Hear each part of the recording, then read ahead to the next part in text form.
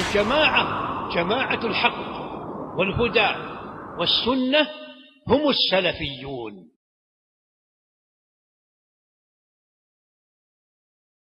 نحمده ونستعينه ونستغفره ونعوذ بالله من شرور أنفسنا ومن سيئات أعمالنا، من يهده الله فلا مضل له ومن يضلله فلا هادي له، وأشهد أن لا إله إلا الله وحده لا شريك له، وأشهد أن محمدا عبده ورسوله.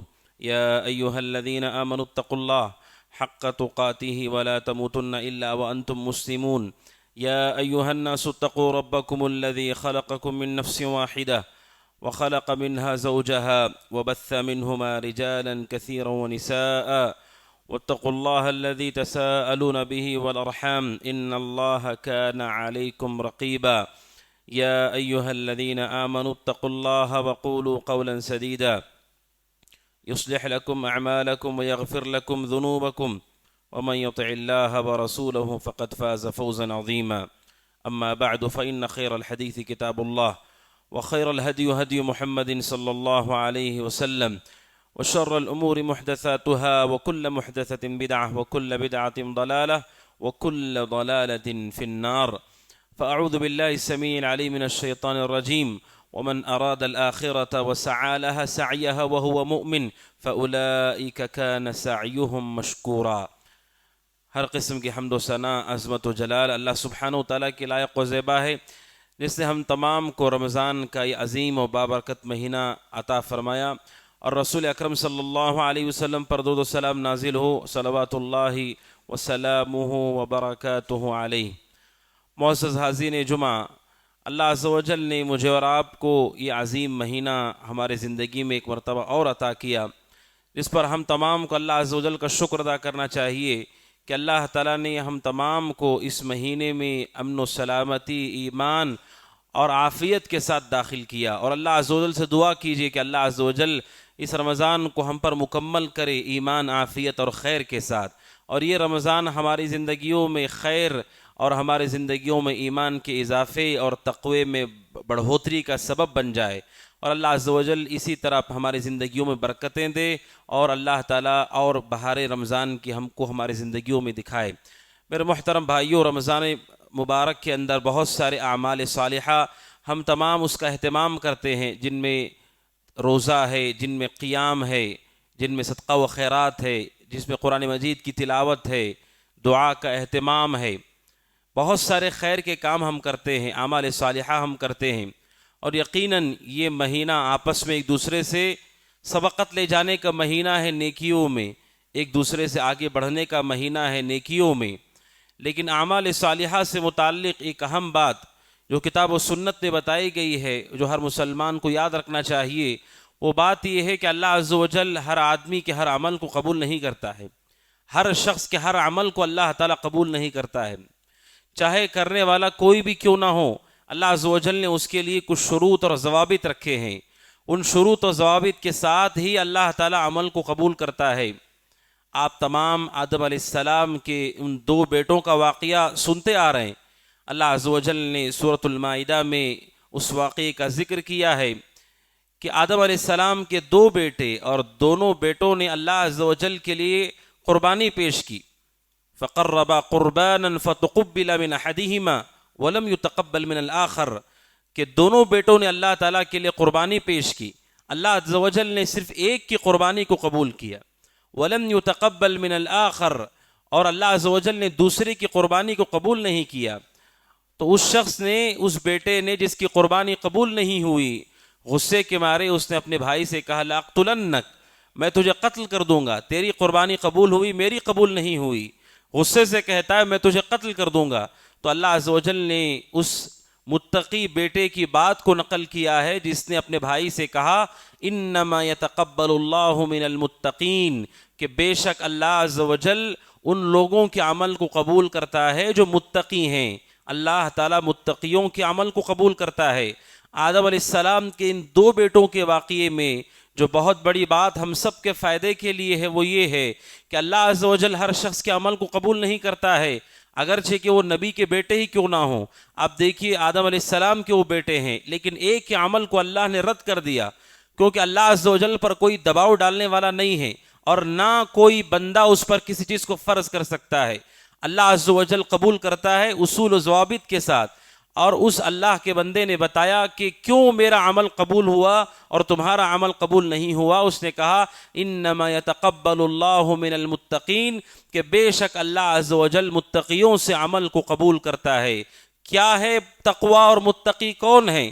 جن کے اعمال کو اللہ عز و جل قبول کرتا ہے۔ وہی دو تین باتیں مجھے آپ کے سامنے رکھنی ہیں میرے محترم بھائیوں۔ سب سے پہلی بات ہے وہ یہ، قبولیت عمل کے لیے رمضان میں بالخصوص اور پورے سال بالعموم جس کا ہر مسلمان کو خیال کرنا چاہیے کہ اگر کسی آدمی کے عقیدے کے اندر شرک ہو اور اس عقیدے کے اندر صفائی نہ ہو، اللہ عز و جل شرک کے ساتھ کسی کے عمل کو کبھی قبول نہیں کرتا ہے۔ یہ ہم سب کے لیے دھوکہ ہے جو دیا جاتا ہے کہ نیک کام کرو اور آگے بڑھو اس میں، اور یہ نہیں بتایا جاتا ہے کہ سب سے پہلے آدمی اپنے عقیدہ توحید کو درست کرے اور شرک سے برات کرے، غیر اللہ کی عبادت سے اپنے آپ کو دور کر لے، اس سے بیزارگی کا اعلان کر لے۔ جب تک آدمی کے عمل میں شرک کی ملاوٹ ہوتی ہے، اللہ عز و جل اس کے کسی بھی عمل کو قبول نہیں کرتا ہے۔ اللہ عز و جل نے قرآن کریم میں صاف لفظوں میں کہا کہ وہ لوگ جو اللہ عز و جل کے ساتھ شرک کرتے ہیں ان کے عمل کو قبول نہیں کیا جاتا ہے۔ اللہ عز و جل نے کہا وَقَدِمْنَا إِلَى مَا عَمِلُوا مِنْ عَمَلٍ فَجَعَلْنَاهُ هَبَاءً مَنْثُورًا، کہ وہ لوگ جو کفر و شرک کرتے ہیں ان کا عمل اللہ عز و جل اسے روئی بنا کر کے اڑا دیتا ہے، ہباء منصورا، ان کے عمل کا کوئی وزن اللہ تعالیٰ کے پاس نہیں ہوتا ہے۔ میرے محترم بھائیوں، سب سے پہلے ہر مسلمان کو اپنے توحید کی جانچ کرنا چاہیے، اور توحید میں بھی ان دو بنیادوں کو بھی دیکھنا چاہیے۔ پہلی بنیاد یہ کہ وہ اللہ کے علاوہ جن کی بھی پرستش کی جاتی ہے اس پرستش کا انکار کرے، اس سے بیزارگی کا اعلان کرے، اپنے تعلق کے کاٹنے کا اعلان کرے، جسے ہم کہتے ہیں نفی، کہ اللہ تعالیٰ کے علاوہ جس کی بھی پرستش ہو۔ اللہ عز و جل نے کہا فَمَن يَكْفُرْ بِالطَّاغُوتِ وَيُؤْمِن بِاللَّهِ فَقَدِ اسْتَمْسَكَ بِالْعُرْوَةِ الْوُثْقَى۔ کس آدمی کے توحید کو اللہ قبول کرتا ہے؟ اس آدمی کی توحید اللہ قبول کرتا ہے جس کے پاس دو چیزیں ہوں۔ اللہ عز و جل نے کہا فَمَن يَكْفُرْ بِالطَّاغُوتِ، جو طاغوت کا انکار کرے، شرک کا انکار کرے، شرک سے تعلق کو توڑ دے، کاٹ لے، اور کہا، اور اس کے بعد دوسری چیز وَمَن يَكْفُرْ بِالطَّاغُوتِ وَيُؤْمِن بِاللَّهِ، دوسرا اللہ پر وہ ایمان رکھتا ہے۔ اللہ عز و جل نے کہا فَقَدِ اسْتَمْسَكَ بِالْعُرْوَةِ الْوُثْقَى، اسی آدمی نے مضبوط کڑے کو تھاما ہے۔ عروۃ الوثقیٰ سے مراد عبداللہ بن عباس کہتے ہیں لا الہ الا اللہ، لا الہ الا اللہ کو اسی مسلمان نے تھاما ہے جس نے شرک کا انکار کیا ہو اور اللہ پر ایمان لایا ہو۔ تو میرے محترم بھائیوں، سب سے پہلی اور بنیادی شرط ہے کہ ہمارے عقیدہ توحید کی درستگی ہو، ہمارے اعمال میں شرک کی ملاوٹ نہ ہو، نہ ہمارے دل سے کبھی کوئی شرک ہو، غیر اللہ کا خوف، غیر اللہ سے امید، غیر اللہ کے بارے میں غلط اعتقاد ہمارے دل میں نہ ہو، ہماری زبان میں شرک نہ ہو، کبھی غیر اللہ کو آدمی نہ پکارے، آواز نہ لگائے، ہمارے جسم میں شرک نہ ہو، غیر اللہ کے سامنے کبھی انسان سر نہ جھکائے، غیر اللہ کی پرستش نہ کرے۔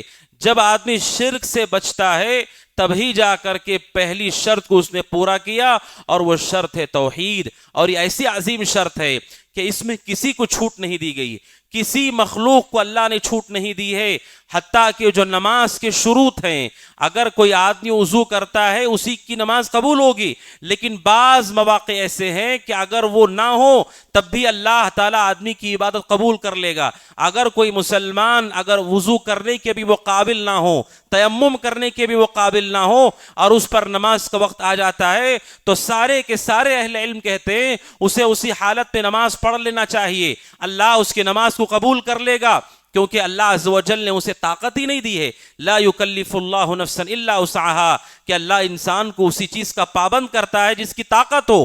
اگر کوئی مسلمان وضو نہیں کر سکتا، اگر کوئی تیمم نہیں کر سکتا، بستر سے ہل نہیں سکتا، ہم کہیں گے اس حالت میں یہ شرط آپ کے اوپر سے معاف ہو گئی ہے، وضو کی شرط معاف ہے، آپ کچھ نہیں کر سکتے، آپ نماز پڑھ لیجئے۔ یعنی کچھ مواقع ایسے ہیں کہ نماز کے شروط بھی معاف ہیں، وضو کے شروط بھی معاف ہیں، اور روزے کے شروط بھی معاف ہیں، لیکن توحید یہ ایسی شرط ہے، یہ کسی سے معاف نہیں کی گئی ہے اور کبھی معاف نہیں کی گئی ہے۔ اللہ عز و جل نے نبیوں کا ذکر کرنے کے بعد کہا وَلَوْ أَشْرَكُوا لَحَبِطَ عَنْهُمْ مَا كَانُوا يَعْمَلُونَ، اگر اللہ کے ساتھ یہ لوگ بھی شرک کریں تو اللہ عز و جل ان کے عمل کو بھی ضائع کر دے گا، اللہ ان کے عمل کو برباد کر دے گا۔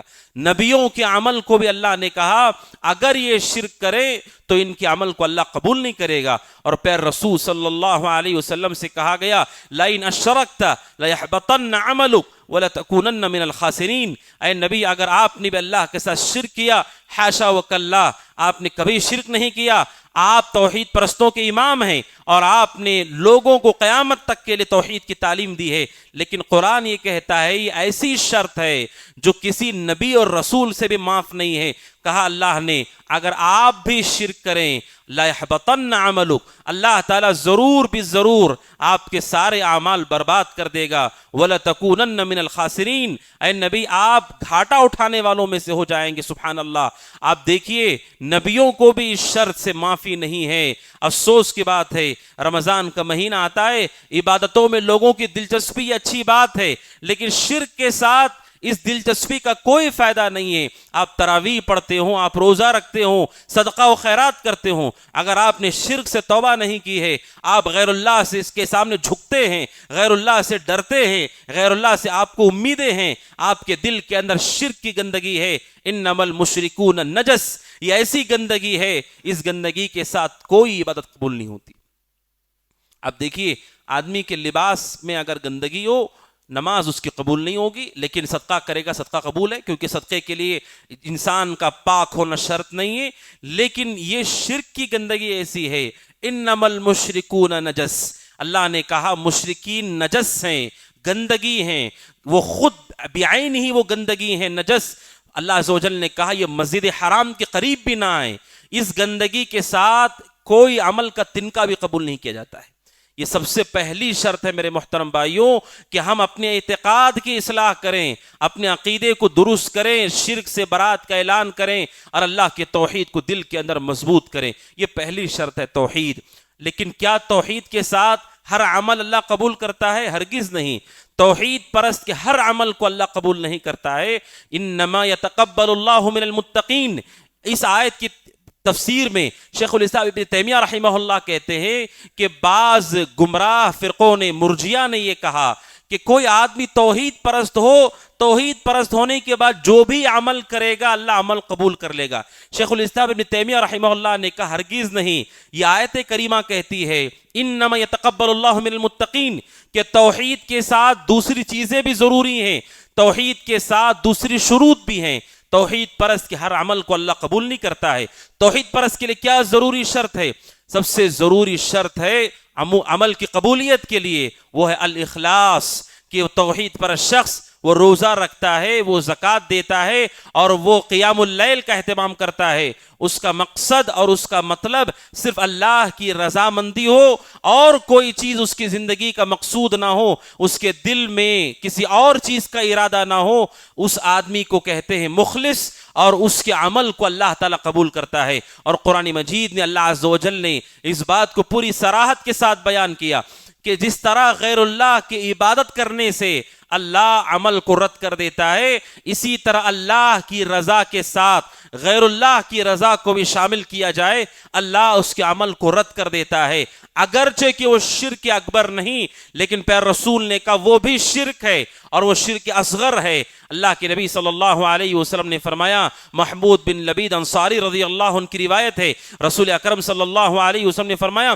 ان اخوف ما اخاف علیکم الشرک الاصغر، آپ نے کہا مجھے سب سے زیادہ امت پہ ڈر ہے شرک اصغر کا، مجھے ڈر ہے۔ صحابہ نے کہا اللہ کے نبی شرک اصغر کیا ہے؟ آپ نے کہا ریاکاری کا سب سے زیادہ ڈر ہے۔ ریاکاری یہ بھی شرک ہے اللہ کے ساتھ۔ ریاکاری میں انسان اپنے عمل میں اللہ کی رضا کے ساتھ غیر اللہ کو شامل کرتا ہے، اور آپ جانتے ہیں اخلاص کی محافظت یہ سب سے مشکل ترین عبادت ہے اسلام کی، سب سے مشکل عبادت اخلاص کی محافظت ہے، لوگ یہ سمجھتے ہیں روزہ رکھنا سب سے مشکل ہوگا، شاید گرمی کے دن ہو اور دن اگر لمبا ہو تو شاید روزہ رکھنا سب سے بھاری چیز ہے، یا بعض لوگ سمجھتے ہیں حج کرنا سب سے بھاری چیز ہے، اور بعض لوگ سمجھتے ہیں اللہ کے راستے میں جہاد سب سے بھاری چیز ہے۔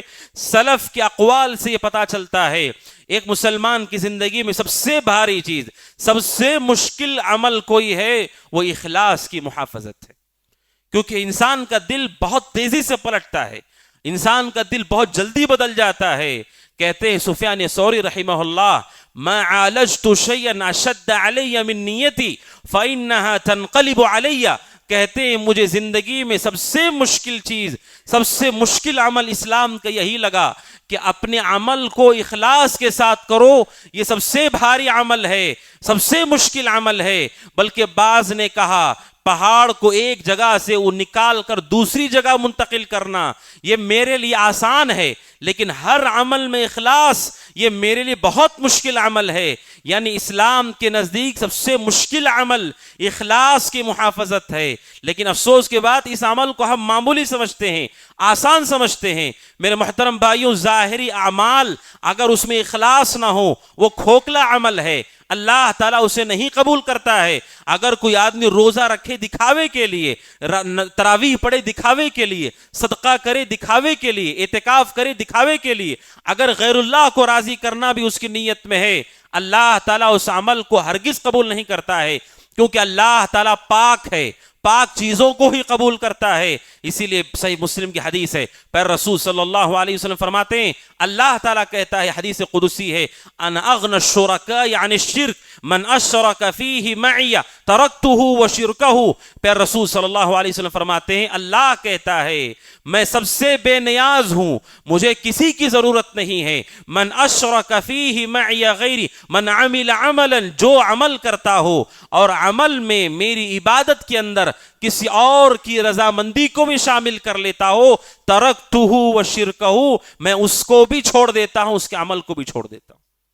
آج آپ دیکھیے سوشل میڈیا کے اس دور میں، اس پرفتن دور میں اخلاص کی محافظت سب سے مشکل چیز ہے۔ میرے محترم بھائیوں، ہر عمل سے پہلے آپ دیکھیے آپ یہ عمل کیوں کر رہے ہیں۔ اگر عمل کے اندر اخلاص نہیں ہے، اللہ عز و جل اس عمل کو قبول نہیں کرتا ہے، وہ عمل بیکار اور اکارت چلا جاتا ہے۔ لہٰذا اخلاص کے لیے ہر مسلمان کو فکر مند ہونا چاہیے، ہمارا روزہ صرف اللہ کے لیے ہے، ہماری تلاوت صرف اللہ کے لیے ہے، ہمارا استغفار صرف اللہ کے لیے، ہمارا اعتکاف صرف اللہ کے لیے، ہمارا ہر عمل صرف اللہ کے لیے۔ یہ اخلاص ہے، اور یہ آدمی کو تدریب کے ساتھ سیکھنا ہوتا ہے، یعنی دھیرے دھیرے ہر عمل کے ساتھ سوچ سوچ کر جب وہ آگے بڑھے گا تو ایک وقت ایسا آئے گا کہ اللہ تعالیٰ اسے اخلاص والا بنا دے گا، جب آدمی ہر عمل سے پہلے سوچے گا۔ اب ہمارا مسئلہ کیا ہے، ہم ظاہری چیزوں کے بارے میں سوچتے ہیں۔ آپ نماز کی شرط وضو کے بارے میں سوچتے ہیں، کوئی وضو کے بغیر مسجد میں نہیں آتا ہے، یہ بہت اچھی بات ہے کہ آپ اس شرط کے بارے میں سوچ رہے ہیں کہ اس شرط کے بغیر نماز نہیں ہوتی ہے، لیکن یہ کیوں ہے کہ اخلاص کے بغیر بھی نماز نہیں ہے؟ اس شرط کے بارے میں اور آپ کوئی نہیں سوچتا ہے، کوئی اس کی فکر نہیں کرتا، وضو کر کے سیدھے مسجد میں آ گئے۔ آخر یہ بھی تو شرط ہے، اور اس کے بغیر اللہ تعالی عمل قبول ہی نہیں کرتا ہے۔ میرے محترم بھائیو، اخلاص کہ آدمی عمل سے پہلے اللہ کی رضامندی اس کا مقصود ہو۔ اسی لیے پھر رسول صلی اللہ علیہ وسلم نے اخلاص کی کچھ علامتیں بتائی ہیں۔ اخلاص کی علامت کیا ہے؟ اخلاص کی ایک علامت تو یہ ہے کہ آدمی جب عمل کرتا ہے، عمل کرنے کا مقصد صرف اللہ کی رضامندی ہے، صرف اللہ کو راضی کرنا ہے۔ ایک علامت تو یہ واضح علامت۔ اور بعض سلف نے کہا اخلاص کی بہت بڑی علامت یہ ہے کہ انسان تنہائی میں سب کے سامنے جتنا وہ عمل کرتا ہے، تنہائی میں اس سے زیادہ وہ عمل کرتا ہے، یہ اس کے مخلص ہونے کی دلیل ہے۔ لوگ مجھے دیکھ رہے ہیں، میں آپ کو دیکھ رہا ہوں، ہم سب اپنے عمل کو اچھا کر رہے ہیں، تنہائی میں جب کوئی دیکھنے والا نہیں، وہاں پتہ چلتا ہے کہ آدمی کتنا مخلص ہے۔ اگر واقعتاً وہ مخلص ہے، وہ تنہائی میں کتنا قرآن پڑھ رہا ہے، کتنی دعا کر رہا ہے، چھپ چھپا کر کے کتنا صدقہ کر رہا ہے، یہ اخلاص کی بہت واضح دلیل ہے کہ تنہائی میں انسان کا عمل کیا ہے۔ اگر تنہائی انسان کی کھوکھلی ہو، لوگوں کے ساتھ تو عمل کرتا ہے، بس وہی اس کا عمل ہے، تنہائی میں اللہ سے اس کا کوئی رشتہ نہیں ہے، کوئی خصوصی عمل نہیں ہے، اور اللہ اس کے درمیان کوئی راز نہیں ہے جو اللہ کے لیے کر رہا ہو۔ اسی لیے بعض سلف نے کہا مومن کی زندگی میں ایسے اعمال ہونے چاہیے جس عمل کو اس کی بیوی بھی نہ جانتی ہو، اس کے ماں باپ بھی نہ جانتے ہوں، اولاد بھی نہ جانتی ہو، اللہ کے سوا اور آپ کے سوا کوئی اس عمل کو نہ جانتا ہو۔ زندگی میں ایسے اعمال مومن کے پاس ہونا چاہیے۔ سبحان اللہ۔ اب جانتے ہیں زین العابدین رحمۃ اللہ علیہ جو آل بیت میں سے ہیں، سلف میں سے ہیں، انتہائی زاہد اور عابد زین العابدین جو حضرت علی رضی اللہ تعالیٰ عنہ کے نسل سے ہیں، آل بیت میں سے ہیں، ان سے متعلق امام الذہبی رحمہ اللہ نے نقل کیا ہے کہ مدینہ منورہ کے اندر ایسا ہوا کرتا تھا کہ رات کی تنہائیوں میں کوئی شخص کسی غریبوں اور محتاجوں اور مسکینوں کے دروازوں کے پاس اناج رکھ کر کے چلا جاتا، اور لوگ جاگتے دیکھتے کہ گھر کے سامنے اناج ہے، اس کو وہ استعمال کر لیا کرتے تھے۔ ایک عرصے تک لوگوں کو پتہ نہیں تھا کہ آخر کون ہے جو یہاں آ کر کے اناج رکھ کر جاتا ہے۔ کہتے ہیں کئی سال ایسے ہی گزر گئے کہ رات کی تنہائی میں کوئی انسان گھر کے سامنے اناج رکھ کر جاتا ہے، لیکن نہیں پتا وہ کون رکھنے والا ہے۔ کہتے ایک زمانہ گزرنے کے بعد جب زین العابدین رحمت اللہ علیہ جو آل بیت میں سے ہیں، سلف میں سے ہیں، جب ان کا انتقال ہوتا ہے، انتقال ہونے کے بعد اس کے بعد سے گھروں کے سامنے اناج رکھنے والا کوئی نہیں دکھا، اس کے بعد گھروں کے سامنے اناج نہیں دکھا۔ تب جا کر کے لوگوں کو پتا چلا کہ اس تنہائی میں کون تھا جو آ کر کے اناج رکھ کر چلا جاتا تھا، اور ان کو غسل دینے والے نے زین العابدین رحمت اللہ علیہ کے پیٹھ پر بوریوں کے اٹھانے کے نشانات دیکھے کہ موٹے اٹھا اٹھا کر کے ان کی پیٹھ سیاہ اور کالی ہو گئی تھی۔ غسل دینے والے نے دیکھا اور اسے اندازہ ہوا کہ رات کی تنہائی میں یہ کرنے والا عمل یہ اللہ کا بندہ ہے، یہ اخلاص ہے۔ پھر رسول صلی اللہ علیہ وسلم نے کیا فرمایا؟ 7 لوگ جنہیں اللہ تعالیٰ عرش کے سائے میں جگہ دے گا۔ آپ نے کہا وَرَجُلٌ تَصَدَّقَ بِصَدَقَةٍ فَأَخْفَاهَا حَتَّى لَا تَعْلَمَ شِمَالُهُ مَا تُنْفِقُ يَمِينُهُ۔ آپ نے کہا وہ آدمی بھی اللہ کے عرش کے سائے میں ہوگا جو مٹھی بھر کر صدقہ دیتا ہو، مٹھی بھر کر صدقہ دیتا ہے، اور آپ نے کہا سیدھا ہاتھ دیتا ہے تو اس کے بائیں ہاتھ کو نہیں معلوم ہوتا کہ اس نے کیا دیا ہے۔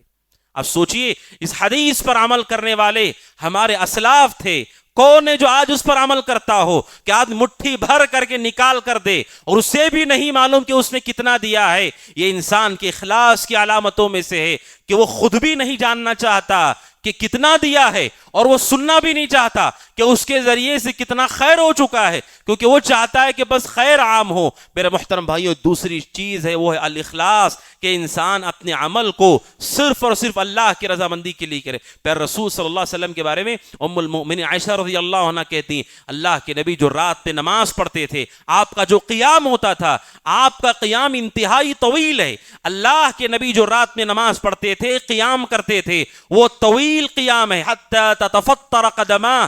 اللہ کے نبی کھڑے ہو کر کے آپ کے پیر سوج جاتے تھے، ورم آ جاتا تھا اس میں۔ اتنا لمبا قیام اللہ کے نبی کرتے، جبکہ اللہ کے نبی علیہ السلام کو دیکھنے والا آپ کے صحابہ میں سے کوئی نہیں ہے، اتنا لمبا قیام کرتے تھے۔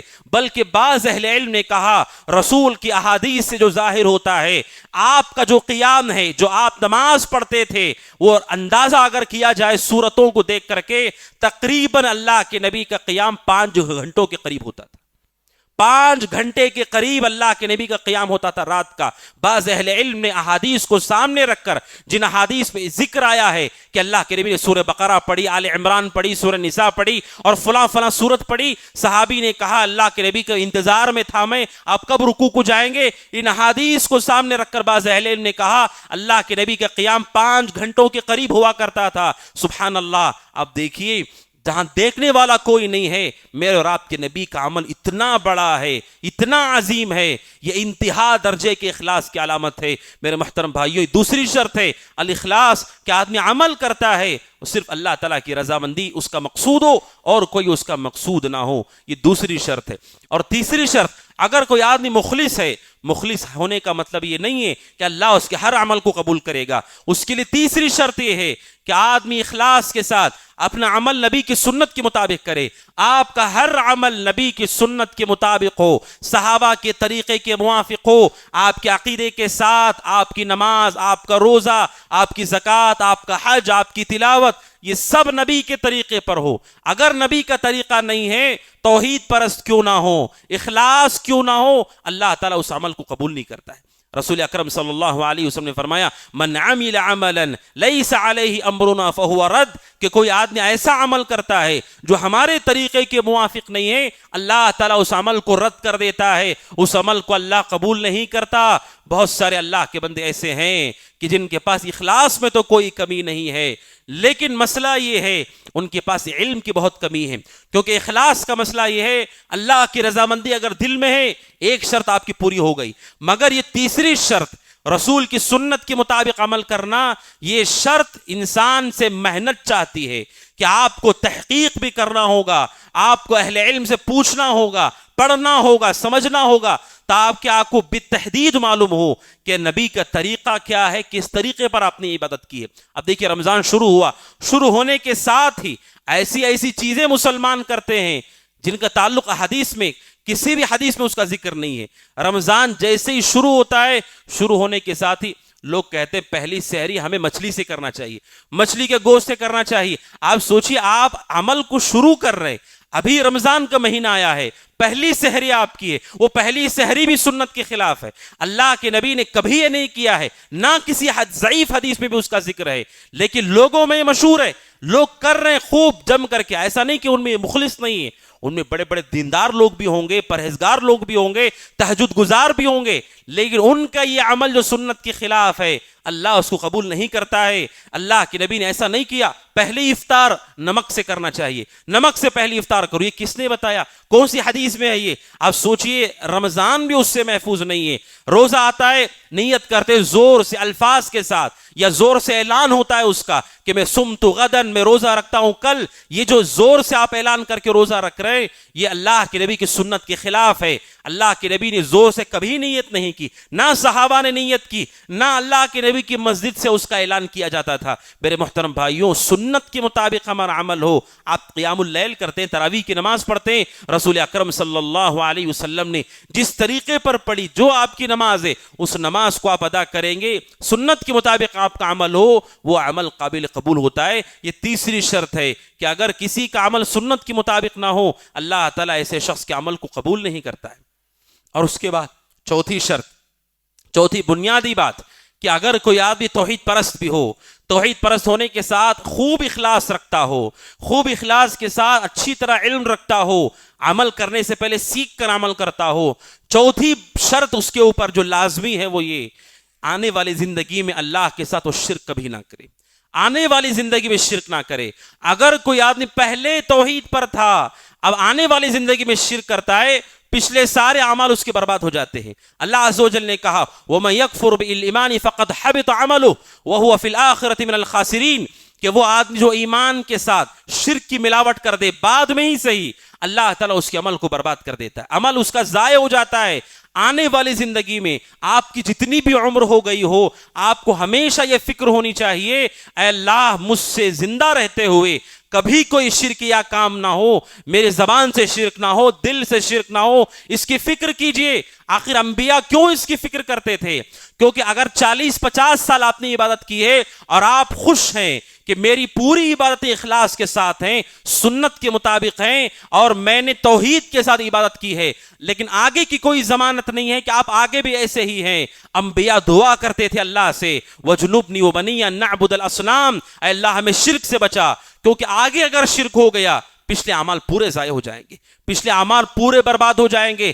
لہٰذا مومن کو ہمیشہ اللہ سے دعا کرتے رہنا چاہیے اے اللہ میں نے اب تک جو عمل کیا ہے اس عمل کو محفوظ فرما اور مجھے شرک سے بچا، گمراہی سے بچا، تاکہ اس عمل کا فائدہ ہو. اب سوچئے کتنا افسوس ہوگا اس آدمی کو جس نے زندگی بھر توحید، اخلاص، سنت کے مطابق عمل کیا ہو اور پھر دنیا سے جانے سے پہلے شرک کر کے اگر گیا، اس کے عمل کا اسے کوئی فائدہ نہیں ہوگا۔ اللہ عز و جل نے کہا قل هل ننبئكم بالاخسرین اعمالا الذین ضل سعیهم فی الحیاۃ الدنیا وهم يحسبون انهم يحسنون صنعا۔ اللہ کہتا ہے کیا میں تمہیں بتاؤں ان لوگوں کے بارے میں جو عمل کرنے کے بعد بھی گھاٹے میں ہیں، عمل کرنے کے بعد بھی نقصان اٹھائیں گے، اور یہ نقصان کتنا بڑا نقصان ہے، عمل کرنے کے بعد بھی نقصان، عمل کرنے کے بعد بھی مقبولیت نہ ہو۔ اللہ نے کہا الذین ضل سعیہم فی الحیاۃ الدنیا، جن کی نیکیوں کو ان کی زندگی ہیوں میں اللہ نے برباد کر دیا، جن کی نیکیاں ان کی زندگی ہی میں ختم ہو گئی، وہم یحسبون انہم یحسنون صنعا، مگر یہ لوگ امید لگائے رکھے ہیں کہ ہم نے بڑے اچھے کام کر لیے ہیں، انہیں اچھے کاموں کی امید ہے کہ ہم کامیاب ہو جائیں گے، لیکن قرآن کہتا ہے یہ کامیاب نہیں ہوں گے، ان کی نیکیاں زندگی ہی میں برباد ہو چکی ہیں۔ سوچ کتنا انسان کو افسوس ہوگا، وہ سمجھ رہا ہے اتنے سال میں نے عمل کیا ہے، لیکن کیا وہ توحید کے ساتھ آپ کا عمل تھا؟ کیا اخلاص کے ساتھ آپ کا عمل تھا؟ کیا سنت کے مطابق آپ کا یہ عمل تھا؟ کیا آپ شرک سے محفوظ ہیں؟ آپ دیکھیے، کیونکہ اس کے بغیر اللہ عز و جل عمل قبول نہیں کرتا ہے۔ اگر کوئی بعد میں جا کر کے گمراہی میں چلا جائے، یہ چوتھی شرط ہے۔ اور پانچویں بڑی اہم بات ہے میرے محترم بھائیوں، اور رمضان کا یہ مہینہ چل رہا ہے، عمل کرنے والا اگر اخلاص کے ساتھ، توحید کے ساتھ، سنت کے مطابق عمل کرے، زندگی میں کبھی شرک نہ کرے، تب بھی ضمانت نہیں ہے کہ اس کے عمل کا اسے فائدہ ہوگا۔ کیوں؟ پھر رسول صلی اللہ علیہ وسلم نے فرمایا، صحیح مسلم کی حدیث ہے، ابو ہریرہ رضی اللہ تعالیٰ کہتے ہیں اللہ کے نبی علیہ الصلوۃ نے فرمایا اتدرون ما المفلس، آپ نے کہا کیا تم جانتے ہو مفلس کون ہے؟ صحابہ نے کہا المفلس فینا من لا درہم لہ ولا متاع، جس کے پاس درہم نہیں، سامان نہیں، وہ مفلس ہے۔ اللہ کے نبی نے کہا وہ مفلس نہیں، آپ نے کہا المفلس من امتی من یاتی بصلاۃ وصیام وزکاۃ، آپ نے کہا میری امت کا مفلس وہ ہے جو نماز کے ساتھ، روزے کے ساتھ، زکوٰۃ کے ساتھ قیامت کے دن آئے گا۔ یاتی وقد شتم ھذا وقذف ھذا وسفک دم ھذا واکل مال ھذا، آپ نے کہا قیامت کے دن وہ نیکیاں لے کر آئے گا، نماز، روزہ، زکوٰۃ، صدقات، یہ سب نیکیاں لے کر آئے گا، اس حال میں کہ اس نے کسی کو گالی دی ہوگی، کسی پر الزام لگایا ہوگا، کسی کو مارا ہوگا، کسی کا نہا خون بہایا ہوگا۔ اللہ کے نبی فرماتے علیہ السلام جن جن لوگوں پہ ظلم ہوا ہے وہ سب اللہ کے سامنے آئیں گے، اور ایک ایک کر کے فیؤتی ھذا من حسناته وهذا من حسناته حتى اذا فنيت اخذ من خطاياهم فطرحت عليه ثم طرح في النار، جب لوگ آ کر کے مطالبہ کریں گے ایک ایک نیکی انسان کی آنکھوں کے سامنے تقسیم ہو جائے گی۔ اور بعض سلف نے کہا زندگی کا سب سے افسوسناک منظر، سب سے بھیانک منظر یہ ہے کہ انسان اپنی نیکیوں کو لوگوں میں تقسیم ہوتا ہوا دیکھے، جو اس نے محنت کر کے کمایا تھا وہ لوگوں میں بٹتا ہوا دیکھے۔ یہ سب سے افسوسناک منظر ہوگا انسان کے لیے۔ اللہ تعالیٰ تقسیم کر دے گا، جب ساری نیکیاں ختم ہو جائیں گی اللہ تعالیٰ ان کے گناہوں کو اٹھا کر اس آدمی کے اوپر ڈال دے گا، اور ثم طرح فی النار، اور اللہ کے حکم سے اس کو جہنم میں پھینک دیا جائے گا۔ نسأل اللہ السلامۃ والعافیہ۔ میرے بھائیوں یہ بڑا خطرناک مسئلہ ہے، خطرناک مسئلہ ہے، توحید پرستوں کے لیے لمحہ فکریہ ہے۔ آپ اس دھوکے میں مت رہیے کہ آپ نے اخلاص اور سنت پہ عمل کر لیا ہے۔ اپنے آپ کو دیکھیے کہ آپ کا تعامل اللہ کے بندوں کے ساتھ کیسا ہے، آپ کے حقوق، آپ بندوں کے حقوق کے سلسلے میں کیسے ہیں۔ اگر اس میں کوتاہی اور کمزوری ہے، ان تمام شرطوں کو پورا کرنے کے بعد بھی آپ کی نیکیوں کا آپ کو کوئی فائدہ نہیں ہوگا، وہ نیکیاں تقسیم ہو جائیں گی، ایک ایک کر کے تقسیم ہو جائیں گی۔ نسأل اللہ السلامۃ والعافیہ۔ پھر رسول صلی اللہ علیہ وسلم نے کیا فرمایا؟ بخاری کی حدیث ہے، ابو ہریرہ رضی اللہ عنہ کہتے ہیں اللہ کے نبی علیہ السلام نے فرمایا، اللہ تعالیٰ کہتا ہے کل عمل ابن آدم له الا الصيام فانه لي وانا اجزي به والصيام جنة فاذا كان يوم صوم احدكم فلا يرفث ولا يصخب وان شاتمه احد او قاتله فليقل اني امرؤ صائم والذي نفسي بيدي لخلوف فم الصائم اطيب عند الله من ريح المسك وللصائم فرحتان فرحة عند فطره وفرحة عند لقاء ربه۔ بخاری کی حدیث ہے۔ پھر رسول صلی اللہ علیہ وسلم نے فرمایا کہ روزے دار کا ہر عمل اس کے لیے، روزے دار کا عمل اللہ تعالیٰ کے لیے خاص ہے، باقی سارے اعمال کا اجر معلوم ہے، محفوظ ہے، روزے کا اجر صرف اللہ جانتا ہے۔ رسول اکرم صلی اللہ علیہ وسلم نے فرمایا حالت روزہ میں آپ نے کہا ان دو چیزوں سے خصوصی طور پر بچو، فلا یرفس، بے حیائی کی طرف مت جاؤ، بے شرمی کے کام مت کرو، بے حیائی اور گندے کام نہ کرو، برے کام نہ کرو۔ ولا یسخب، اور آپ نے کہا جھگڑے اور اختلاف اور لڑائی سے اپنے آپ کو بچاؤ، اور آپ نے کہا اگر کوئی مسلمان آپ کو گالی بھی دیتا ہو یا آپ سے جھگڑا بھی کرتا ہو، آپ کو اس کے مقابلے میں نہ گالی دینی ہے نہ جھگڑا کرنا ہے۔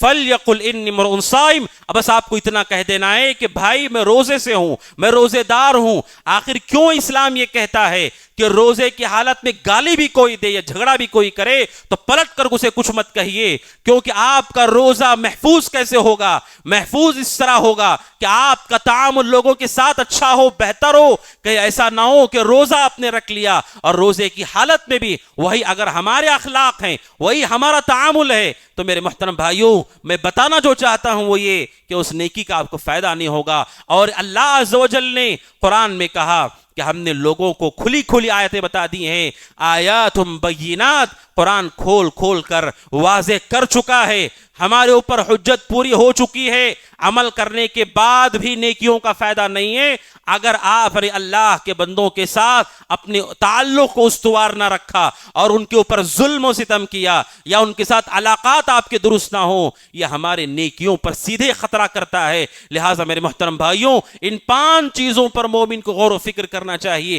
بلکہ صحیح مسلم کی حدیث ہے، پھر رسول صلی اللہ علیہ وسلم نے فرمایا، ابو ہریرہ رضی اللہ عنہ کہتے ہیں ہر پیر کو اور جمعرات کو اللہ تعالیٰ آپ کے پاس انسانوں کے نامہ اعمال کو پیش کیا جاتا ہے اور جنت کے دروازوں کو کھولا جاتا ہے۔ پھر رسول صلی اللہ علیہ وسلم نے فرمایا ہر پیر جمعرات کو جب نامہ اعمال اللہ کے پاس جاتے ہیں اللہ تعالیٰ معاف کر دیتا ہے ہر اس شخص کو جو مشرک نہ ہو، شرک نہ کیا ہو، شرک نہیں کیا ہے تو توحید پر ہوگا، اللہ تعالیٰ جو مشرک نہ ہو اس کے عمل کو معاف کر دیتا ہے۔ لیکن پھر رسول نے کہا الا رجل بینہ و بین اخی شحناء، آپ نے کہا وہ مسلمان جس مسلمان کا تعلق دوسرے مسلمان سے خراب ہو گیا ہو، بغض و عداوت اور قطع تعلقی اگر ہو، اللہ عز و جل ایسے شخص کو معاف نہیں کرتا ہے، ایسے شخص کو معاف نہیں کرتا ہے۔ اللہ فرشتوں سے کہتا ہے انظروا ہذین حتی یصطلحا، اللہ کہتا ہے ان کو مہلت دو، جب تک یہ صلح نہیں کرتے ان کو مہلت دو، لیکن معاف نہیں کیا جاتا ہے۔ مہلت دی جاتی ہے لیکن معاف نہیں کیا جاتا ہے، کیونکہ آپ اور میں اگر ان معاملات میں پھنسے ہوئے ہیں اللہ عز و جل کی مغفرت سے محروم ہوں گے۔ میرے محترم بھائیو، رمضان کا یہ مہینہ ہے، ہمیں اپنے اخلاص کی فکر کرنا ہے، اتباع سنت کی فکر کرنا ہے، اور ساتھ ہی ساتھ ہمیں یہ دیکھنا ہے حقوق العباد کے سلسلے میں کہ ہمارے ذمے کسی کا حق باقی نہ رہ گیا ہو یا ہماری وجہ سے کوئی ظلم و ستم کا ایسا معاملہ نہ ہو کہ ہماری نیکی تقسیم ہو جائے یا ہمیں فائدہ نہ ہو پائے ہمارے اعمال کا۔ آپ دیکھیے کتنی افسوس کی بات ہے کہ رمضان کا مہینہ بھی ہو اور آدمی کی مغفرت نہ ہو تو کتنا افسوس اور کس قدر پریشانی کی یہ بات ہے۔ تو میرے محترم بھائیوں، خلاصۃ القول، ان 5 چیزوں کے بارے میں ہر مسلمان کو سوچنا ہوگا، فکر کرنا ہوگا۔ انسان جب تک خطرے کو محسوس نہ کرے تو آپ دیکھیے جو محسوس کر لے اور سمجھ لے اس کے لیے کوئی نہ کوئی تیاری تو وہ کر لے گا، کچھ نہ کچھ جتن تو وہ کر لے گا۔ قرآن انسانوں کی صفت بڑی مضمون بتاتا ہے کہ انسانوں کا معاملہ یہ ہے کہ ان کے یہاں غفلت پائی، جب ہم غافلون، ان کی یہاں غفلت پائی جاتی۔ غفلت کا معنی کیا ہے؟ آدمی خطرہ دیکھ رہا ہے پھر بھی منہ موڑ دے، خطرہ دکھ رہا ہے اس کو پھر بھی منہ موڑ دے، گویا کہ کوئی مسئلہ نہیں ہے۔ یہ جو غفلت اور غافل ہونا ہے یہ انسان کو بہت نقصان کرتا ہے۔ ہر مسلمان تنہائی میں سوچے ان 5 چیزوں کے بارے میں۔ سب سے پہلے آپ کی توحید صحیح ہے کیا؟ دوسرا آپ کے اندر اخلاص ہے کیا؟ تیسرا سنت کے مطابق آپ کا عمل ہے کیا؟ چوتھا عمل کے بعد اگر زندگی میں کہیں شرک ہوا ہے کیا اس کی فکر کریں۔ نمبر 5 اللہ کے بندوں کے حقوق ہمارے ذمے نہ ہو، نیکیاں ورنہ تقسیم ہو جائیں گی۔ ان 5 چیزوں کے ساتھ اگر ہو، انما یتقبل اللہ من المتقین، اللہ ایسے متقیوں کا عمل قبول کرتا ہے، بلکہ صرف قبول نہیں کرتا ہے، اللہ ان کے چھوٹے عمل میں خوب برکت دے دیتا ہے۔ سبحان اللہ۔ رسول اکرم صلی اللہ علیہ وسلم، ایک بخاری کی حدیث ہے، ایک شخص مسلمان ہوتے ہیں، توحید میں داخل ہوتے ہیں، داخل ہونے کے فوراً بعد اللہ کے راستے میں لڑنے کے لیے میدان میں اترتے، کسی نے پیچھے سے قتل کر دیا ان کو، رسول اکرم صلی اللہ علیہ وسلم نے ان کے بارے میں کہا عمل قلیلا واجر کثیرا، کہ انہوں نے عمل تھوڑا کیا لیکن اجر اتنا بڑا مل گیا، جنت کے حقدار ہو گئے، ابھی مسلمان ہوئے، ابھی جنت کے حقدار بھی ہو گئے۔ اخلاص اور سنت کے مطابق اگر عمل ہو اور ان معاملات میں ہم نہ پھنسے ہوں، نہ الجھے ہوں، ہماری مغفرت باذن اللہ اللہ تعالیٰ آسان کر دے گا۔ ہر مسلمان کو ان 5 چیزوں کے بارے میں غور و فکر کرنا چاہیے کہ وہ اپنی اصلاح کر لے، اپنی درستگی کر لے، اپنی زندگی میں اس کا خیال رکھے، اس لیے کہ قبولیت عمل، اللہ عز و جل اگر عمل قبول کر لے یہ نجات ہے۔ اور قرآن کی جو آیت میں نے پڑھی، اس ایک آیت پہ اللہ نے تمام شروط کا ذکر کیا۔ اللہ نے کہا وَمَنْ أَرَادَ الْآخِرَةَ، وہ شخص جو آخرت چاہتا ہو، یعنی اخلاص ہو، توحید پرست ہو، پہلی شرط جو آخرت چاہتا ہو، وَسَعَى لَهَا سَعْيَهَا، اور اس کے لیے کوشش کرتا ہو جیسے کوشش کرنا چاہیے، صرف کوشش نہیں، وَسَعَى لَهَا سَعْيَهَا، جیسی کوشش کرنا ہے ویسی کوشش کرے، یعنی سنت کے مطابق عمل کرے، وَسَعَى لَهَا سَعْيَهَا وَهُوَ مُؤْمِن، اس حال میں کہ وہ توحید پرست ہو۔ یہ 3 شرطیں اللہ نے ایک آیت میں ذکر کیا کہ جو آدمی اللہ کی رضا چاہتا ہو، آخرت میں جنت چاہتا ہو، اور جیسے کوشش کرنا ہے ویسے کوشش کرتا ہو، اس حال میں کہ وہ توحید پرست ہو، اللہ نے کہا فَأُولَئِكَ كَانَ سَعْيُهُمْ مَشْكُورًا، ایسے لوگوں کے عمل کی ہم خوب قدردانی کرتے ہیں، ایسے لوگوں کے عمل کی خوب قدردانی ہوتی ہے۔ عبداللہ بن مبارک رحمۃ اللہ علیہ کہتے ہیں رب عمل صغیر تکبرہ النیہ ورب عمل کبیر تصغرہ النیہ، کہ انسان بسا اوقات چھوٹا عمل کرتا ہے لیکن اعمال کے شروط پورے ہونے کی وجہ سے اللہ اس کے عمل کو خوب قبول کرتا ہے، بہت بڑا بنا کر کے اس کی مغفرت کر دیتا ہے۔ اور بسا اوقات آدمی بڑا عمل کرتا ہے، جیسے 3 لوگوں سے جہنم بھڑکائی جائے گی، بڑا عمل کرتا ہے، شروط نہیں ہونے کی وجہ سے اس کا کوئی فائدہ اسے نہیں ہوتا ہے۔ اللہ عز و جل سے دعا ہے کہ اللہ تعالیٰ مجھے اور آپ کو، ہم تمام کو اللہ تعالیٰ اعمال صالحہ ان تمام 5 بنیادوں پر سمجھ کر کرنے کی توفیق عطا فرمائے۔ اللہ عز و جل ہم تمام کو توحید، اخلاص، اتباع سنت، اور اللہ عز و جل ہم تمام کو، اللہ عز و جل ہمارے دلوں کو، ہمارے اعمال کی درستگی، اللہ عز و جل ہم تمام کے ایمان کو درست فرمائے۔ اللہ عز و جل ہم تمام کے دلوں میں تقوی اور پرہیزگاری داخل فرمائے۔ اللہ عز و جل ہم تمام کو رمضان مبارک میں خوب محنت کرنے، عبادت کرنے کی توفیق عطا فرمائے، اور اللہ تعالیٰ اس عبادت کو شرف قبولیت سے نوازے۔ اللہ تعالیٰ ایسا عمل کرنے کی توفیق دے جو اس کے بارگاہ میں قابل قبول ہو۔ اللہ عز و جل مجھے اور آپ کو دنیا میں رکھے، ایمان پر رکھے، عمل صالح پر رکھے۔ استغفر اللہ لی ولکم ولسائر المسلمین من کل ذنب وخطیہ فاستغفروہ انہ هو الغفور الرحیم۔ وقل جاء الحق وزهق الباطل إن الباطل كان زهوقا